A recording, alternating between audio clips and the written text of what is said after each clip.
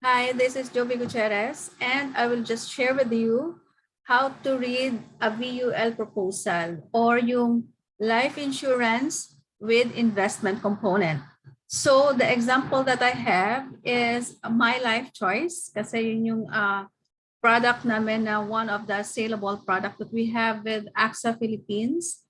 And then i-discuss ko lang in detail because I know some of you already have it and then hindi alam or sometimes hindi natin masyado naiintindihan during the point of sale.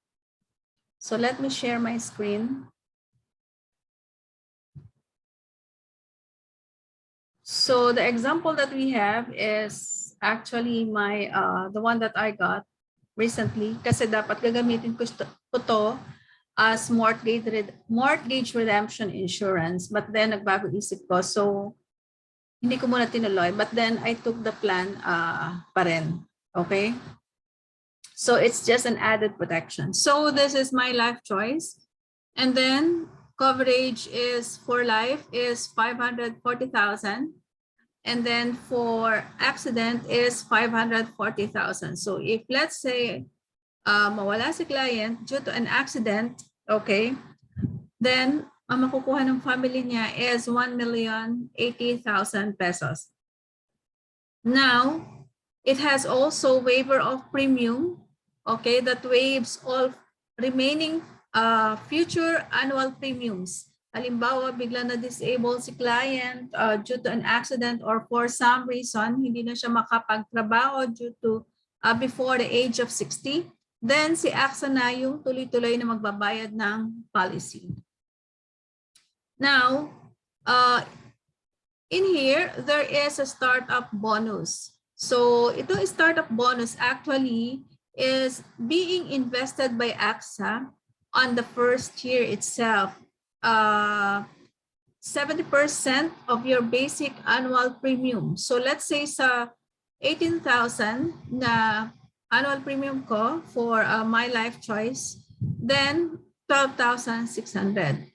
Now, at policy year 10, 20% of your basic annual premium invested as startup bonus, including gains, if any, will be credited to your account value. So, kung walang withdrawal on the first 10 years, walang missed payments si client, at hindi naglapse ang policy, then AXA will provide this 20%. And then on the 15th year, another 20% will be given. And on the 25th year, another 30%, which is likely, basta ang rule lang is no withdrawals, no lapsation, and no missed payments. Now, since I chose Global Advantage Fund Peso, so 100% of my portion of the investment na kukunin dun sa binabayad ko, mapupunta siya sa Global Advantage Fund Peso. So this summary page is not part of the contract and is for marketing use only. So halimbawa, yung premium charge niya is 40% of the basic premium from the first up to 5th year of the policy. All top-ups shall be subjected to a top-up charge of 2%. Cost of insurance for the basic plan coverage and supplementary benefits shall be deducted monthly from the account value. Administration charge of 1,200 per policy year. There is also asset management charge, may vary depending on the chosen fund. So, merong 2%, merong 2.5%, merong 2.25%. So, depende sa investment fund na napili niyo. Withdrawals, partial and full, are subject to surrender charge of 100% for the first year. Second year is 100%. Ibig sabihin, kung bago isip nyo on the first 2 years, ayaw nyo nang ituloy, wala po kayong makukuha. Okay, but then on the third year, if let's say gusto nyo i-surrender, 50% po yung charge. On the fourth year, 30%. On the fifth year, 10%.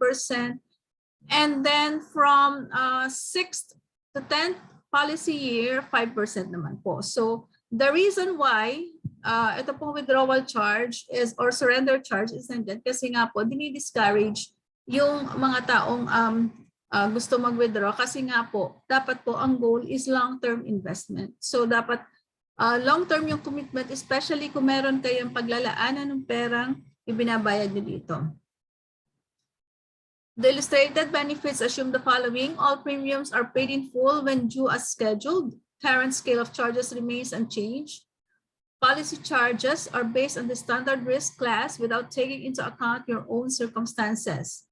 Example, occupation, health condition. So yan po kasi may underwriting guidelines yan. So halimbawa, ang trabaho halimbawa ni client is tricycle driver. So hindi po kasama ang accident insurance doon. Wala pong accident coverage. Life po, pwede siyang makover. So, charges for the basic policy and administration charges shall be deducted monthly until the termination of the policy. Charges for any supplementary benefits rider should be deducted monthly until the end the rider coverage. Any withdrawals from the account values will correspondingly reduce the death benefit payable. So halimbawa, after 10 years, may naipon ka 200,000 and then ang sum insured mo is 500,000. Now, if you mag-withdraw ka ng 100,000, basically yung sum insured mo magiging 440,000 na lang. Policy charges are not guaranteed and may change subject to prior approval of the insurance commission. For policies with care rider and or critical condition rider, payout benefits are subject to the following exclusions. So since ito naman pong ginawa ko is walang care rider or critical condition benefit, hindi ko na po siya i-discuss. Okay? So if after purchasing the variable life insurance contract, you realize that it does not fit your financial needs, you may return the contract to AXA Philippines within 15 days from the time you receive it. AXA Philippines will return to you the account values and all initial charges. So meron pong 15 days na cooling off period. Na pwede, if magbago po isip nyo, pwede pong i-return yung policy and then ibabalik naman po ni AXA yung napabayad nyo. So, ito po yung example. I made this for 20 years. Parang 20 years ang magbabayad ng 1,500. And then, annual premium is 18,000. So I'm covered until age 90. Sum insured is 540,000. So death benefit is level death benefit. Ibig sabihin, hindi po siya nag-i-increase every year. Meron din po kasi tinatawag na increasing death benefit. Contract term up to age 90 of the insured. And then chosen fund, as I've said, Global Advantage Fund. Naka-invest po yan sa US tech companies. And then ito po yung projected rate of return. So let's say 10% yung kinita ng fund ko for 20 years na nagbabayad ako. Ang account value po projected if 10% yung kinita is 657,339. While kung titingnan nyo, ang napabayad ko lang is 360 kasi 180,000 for 10 years, another 180,000 for another 10 years, so 360. But then, of course, these values are not guaranteed. Depende pa rin po yan sa performance ng market.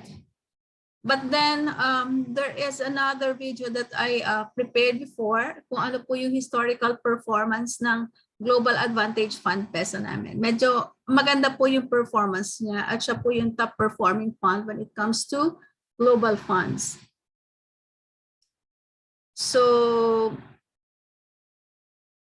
ito nga po yung startup bonus. Nandito siya ulit. And then, ito po yung total niyang coverage. So since accident is covered until age 70 ni client, and then waiver of premium is until age 60, life insurance coverage is until age 19. And then monthly payment is 1,500. But then since ngayon, kapag below 2,000 na po yung premium ni client, i-require po ni AXA na magbayad ng first 3 months, which is 4,500. Then succeeding payment is 1,500 na. if monthly yung mode of payment ni client. Now, these are the funds that are available na pwedeng pagpilian ni client kung saan niya gustong ilagay yung investment fund niya. So this Opportunity Fund, Spanish American Legacy Fund, Chinese Tycoon Fund, Philippine Wealth Balance Fund, Philippine Wealth Bond Fund, Philippine Wealth Equity Fund. Ito po yung mga fund na available sa local market. But then if let's say client is moderate or conservative investor, then he can go for Philippine Wealth Bond Fund or Philippine Wealth Balance Fund. But then kung aggressive investor si client, he can choose Opportunity Fund, Chinese Tycoon Fund, and Philippine Wealth Equity Fund, which is the top performing fund naman when it comes to peso. When it comes to local funds. Now, meron din po namang AXA target date funds 2030, 2035, 2040, 2045. So ito po, combination naman siya ng equities and bonds. So na kay client po kung ito yung gusto niyang piliin din. And then now we have also global funds na before available lang siya sa dollar, pero ngayon available din po siya sa peso since November 2020. So as I've said, Global Advantage Fund, example, Apple, Microsoft, Amazon, Facebook, and Google. Then Global Dynamic Allocation Fund Stable. Then Global Dynamic Allocation Fund Multi-Asset, combination to ng equities and bonds and balance funds. And then Global Dynamic Allocation Fund Growth. Ito naman po is invested in across 5 major regions in the world. So equities din po siya. And then equities or stock market. Now, what are the special features of this product? So fund switch. So ito pong fund switch, ibig sabihin, halimbawa, ang pinili ko nung una, nung kumuha ko ng plan is Global Advantage Fund Peso. So aggressive investor po kasi ako. Now, kung halimbawa po after 10 years, gusto ko nang i-secure na hindi nasa high risk yung pera ko, so pwede ko pong ilipat yung fund ko sa Global Advantage Fund Multi-Asset or Philippine Wealth Balance Fund. So yun po yung ibig sabihin ng fund switch. So kung ano halimbawa, pwede kong yung halimbawa meron na akong 50,000 na nasa Global Advantage Fund Peso. Now gusto ko siyang ilipat sa bonds or balance fund. Pwede ko po siyang gawin either online or i-request via using AXA forms. Now, ito naman pong top-ups. Halimbawa, gusto ko na lumaki agad yung investment fund ko. Tapos, meron akong extra money. Let's say I have 10,000 or 5,000 na imbes na ilagay ko sa bank, ilalagay ko na lang siya dun sa investment fund ko. So, we can apply for lump sum top-up. So, yun po, direkta na mapupunta sa investment fund and then meron lang po siyang charge na 2%. Now, kung halimbawa naman, di ba, nag-start ako dito sa 1,500 kasi marami na rin naman akong insurance policy. So, this is just additional. So, halimbawa naman, ang ginawa ko is, now, nag-start ako sa 1,500 tapos lumaki na ulit yung income ko after 3 years. Gusto ko na siyang gawing 2,000. So, pwede po ako mag-add. So, mag-a-apply po ako ng regular top-up na para maging 2,000 na yung monthly payment ko. So, lalaki na rin po yung sum insured. Now, premium holiday. So, halimbawa naman, nagbayad na ako for 15 years. Ang kinumit ko dapat is 20 years. Ngayon, kung halimbawa gusto ko muna po itigil dahil, let's say, gusto ko munang magpahinga sa pagbabayad at may naipon na ako, may tamang ipon na ako.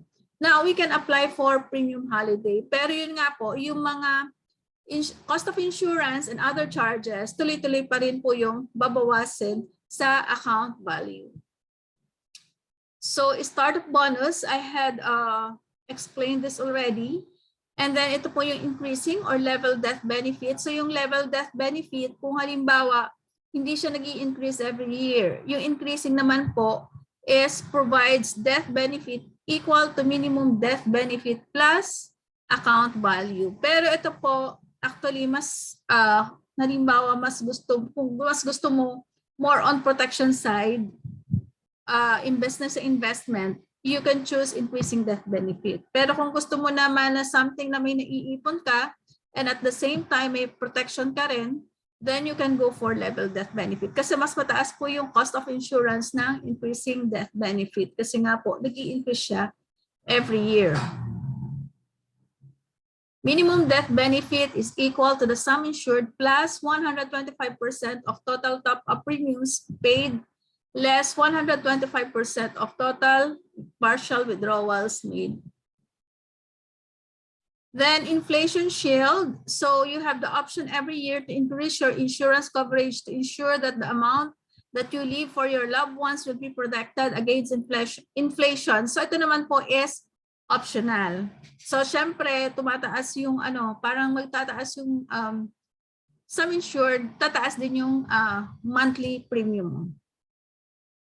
So now, dahil ito nasa, sabi ko nga is, I chose 20 years to pay. So, ang mangyayari po dito, ito yung illustration of benefits for 20 years. So, as I've said, if nagbayad ako ng 20 years, total is 360. And then, kung 10% yung kinita ng fund, I can have 657,399 pesos. Now, kung halimbawa naman, wala akong ginalaw, hindi ako nag-withdraw, and then hinayaan ko siya until age 70, kung 10% yung kinita ng fund, I can have 867,895. So, titingnan nyo, tumataas din naman yung death benefit kapag tumaas na yung account value, kapag na-surpass niya na yung sum insured. Kasi lumalaki yung account value niyan over time kung wala ka namang withdrawal and you are religiously paying your